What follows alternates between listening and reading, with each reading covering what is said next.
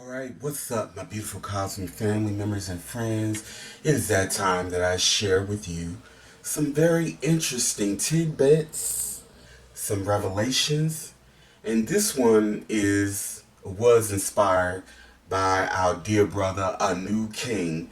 I got his permission to talk about this subject matter for a couple of reasons. Number one, he had done a video where he shared an experience that he was not quite clear on what it was about. And number two, what he talked about or brought up in the video is something that I have yet to see anyone speak in details about, because it is very real.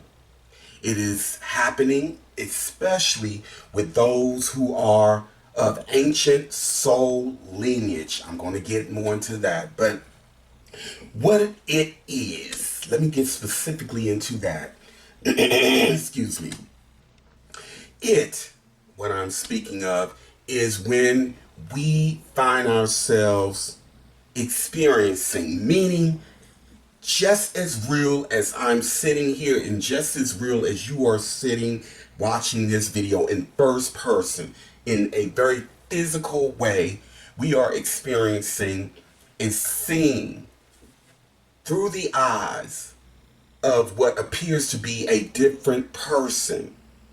Now, this can happen in an alternate state, meaning while we are asleep. This can also happen in what we perceive to be out-of-body experiences, which it is a form of out-of-body experience, but it can also happen in the full wake state, meaning you're somewhere and suddenly your consciousness shifts and you are viscerally aware of being somewhere else in another body, seeing and experiencing through the eyes of someone else. You're there, but you're not making any decisions as to what is happening. So you're kind of observing and watching through the eyes of another, but you are literally feeling and connecting with everything that that being is experiencing and thinking and so on and so forth. This is very, very real. I've experienced it a few times myself. As a matter of fact, the times that I experienced it, it was when the parallel or past version of myself died. So I consciously remember what the impact feels like. I remember feeling the vibration and how the energy breaks out and separates from the flesh. I remember the thought process and so on and so forth. Now, I'm experiencing it, although I am not physically there from this perspective, but on a soul force level, I am there. This is what this is all about. Let me kind of bring it down and explain it in a way where anyone can understand it. Let's just imagine all of this is your soul force, the core of who you are. Your soul force and the core of who and what we are is the accumulation of every single sojourn experience we have ever had. This is what separates what we would call a wise soul versus a soul that isn't so wise. A wise soul is simply a being who has had far many more sojourn life experiences. We all have the knowledge, but we are experiencing the knowledge. This is why you have some beings down here, and I'm not calling out any names. They can get on camera and they can hypothesize and theorize and come to all kind of conclusions about X, Y, and Z. But until that soul had that experience, they will not have or will not be bringing wisdom to the situation. So this is where a lot of us get caught up in ego, because we are judging and filtering based on first person ego, but don't have the wisdom, the sojourn life experience to back it up. Meaning we experience the equation, the sequence of events, the personage, sojourn from inside out. That's what makes a wise soul. And so at this time we have ancient souls here. Now, an ancient soul is a being who is not only having physical experiences within this cycle, but their soul is in beings that we will call alien or extraterrestrial, even some ultra terrestrial. Now let me come back down to my basic point about the soul, how the soul interface and cross over and bleed over in different life experiences. Just imagine your entire being. This is the hub of who you are, your soul force. It is the accumulation of everything that you've ever learned and experienced. And the bigger, more expansive the soul, the more the soul has experienced, learned, and gone through. Now just imagine each finger representing a life, a physical life. When an ancient soul comes and project into matter, he or she may easily split their consciousness and be in 8, 10 different physical vessels all at once. But there's a firewall between each of those beings that they choose to incarnate as. So from one being, one physical experience, that being will be perceiving from a linear perspective. However, from a soul being, soul level, the soul is experiencing and seeing all of these beings all at once, because it is all of it is all of these beings all at once. However, we shift and put on and consent and agree to put on blinders and filters. Is again the firewall between these different versions of self that we incarnate in. We come in to a cycle. Now, on this physical earth plane, there are different planes and levels to this physicality, much like an onion.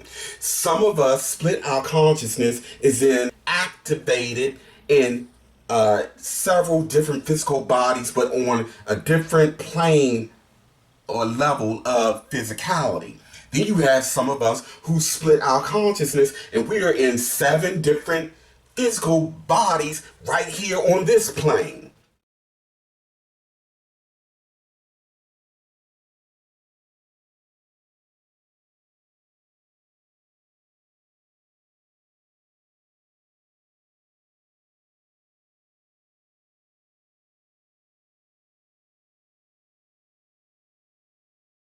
At the end of a cycle, and we come to, or we start moving to an accumulative point, sometimes there is a bleed over, meaning our consciousness will sync up and open up to a parallel version of self. So from a linear perspective, meaning your perspective right here in physicality, that will be perceived as a past life. But from a soul higher level perspective, that will be a parallel life. The firewall between these physical lives give the illusion of time. The firewall between these different timelines give the illusion of time. So when my dear brother talked about having a first person experience, I wrote in general or in just what his experience was, but this is one of those things where I absolutely felt that I should do a video on and explain it in the most simplistic way possible. My dear brother, A New King, now he doesn't even know this. I'm about to share something with him. A New King originally started making videos around the same time that I did. And you guys know that when I started, there were very, very few people making content specifically about astral projection and out-of-body experiences, and people who look like me, meaning heavily melanated people, it was almost non-existent. But A New King started making videos around the same time, like not far after I started making videos. Actually, he told me that I was, when he saw that I was making videos talking about these experiences, because he's always had them, he felt comfortable enough to start talking about it. And of course, I'm really proud of that, because now look at, there are thousands of people openly talking about their experiences. It is mainstream. It's in cartoons. It's everywhere. But let me get back. I digress. But this brother was dropping gems back then, and I felt a connection to him back then. You guys will notice that I do tend to take to certain individuals, and I have my reasons. With him, my reason is, number one, I remember him on the astral realm, but I also remember him in one of his other forms. I had an out-of-body experience years ago with a new king, but not in the form that we see him as today, in physical form, in physical human form.